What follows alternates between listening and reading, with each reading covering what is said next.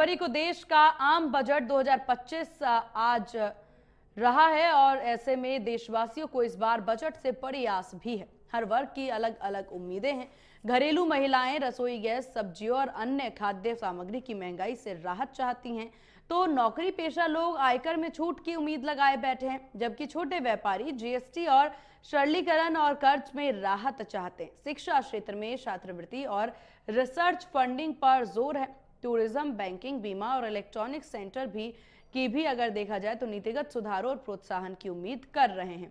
अब देखना होगा कि सरकार इन अपेक्षाओं पर कितनी खरी उतरती है।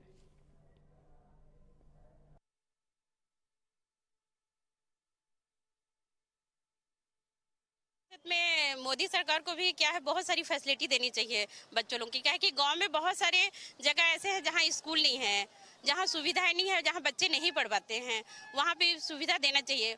खासकर मैं भी अपने स्कूल के बारे में बताऊंगी, क्योंकि जहां हम लोग स्कूल चला रहे हैं वो बिल्कुल निःशुल्क ही पढ़ाते हैं। बच्चे लोग से कोई फीस फाइन कुछ नहीं लेते हैं और बच्चे लोग को पढ़ाते हैं।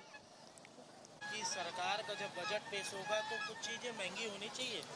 सर, ऐसा तो नहीं है कि सभी कोई एक ही टाइप से हैं। महंगाई थोड़ा कम ही करनी चाहिए।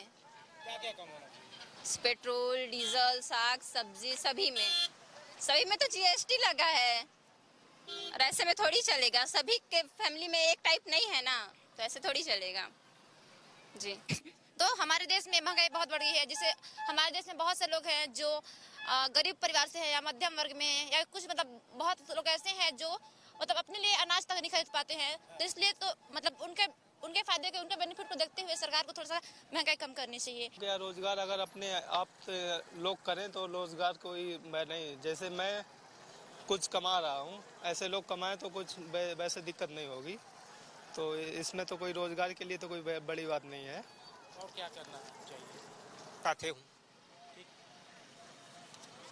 चाहते क्या मोदी मेरे को हर चीज दे रहा है, तो भाई उसी साथ हम लोग हैं। मतलब कोई चीज की कमी नहीं? कोई चीज की कमी नहीं है। राशन फ्री मिल रहा है, पैसा दे रहा है 1000 रुपया, और क्या देगा। हमारे इंडिया में अभी 60% पॉपुलेशन ऑफ यंग पीपल हो चुका है। हमारी इंडिया टॉप पॉपुलेशन में सबसे टॉप में है अगर वर्ल्ड में हम देख रहे हैं।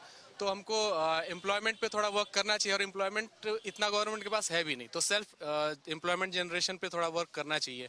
साथ में टूरिज्म अगर देखें तो हम है सरगुजा क्षेत्र पे, तो मैं देखता हूँ कि यहाँ पे बहुत सारे अनएक्सप्लोर्ड प्लेसेस हैं।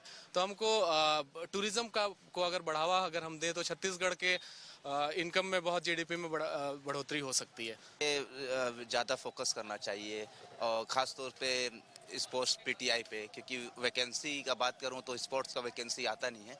जैसे हिंदी जैसे कि स्पोर्ट्स टीचर होते हैं सीजी सीबीएसई, तो सीबीएसई के लिए वैकेंसी तो बहुत ज़्यादा आ रहा है, बट सीजी के लिए वैकेंसी बहुत कम है, तो उस पर ज़्यादा फोकस करना चाहिए।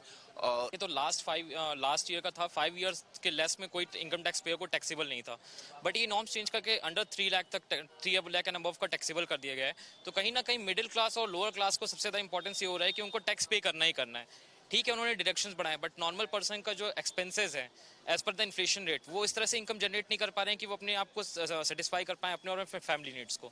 तो कहीं ना कहीं नॉर्मल और मिडिल क्लास पे स्पेशली फोकस किया जाए ताकि उनके इनकम रिसोर्स को सेव कर सके। चलिए खबरों में आगे बढ़ेंगे।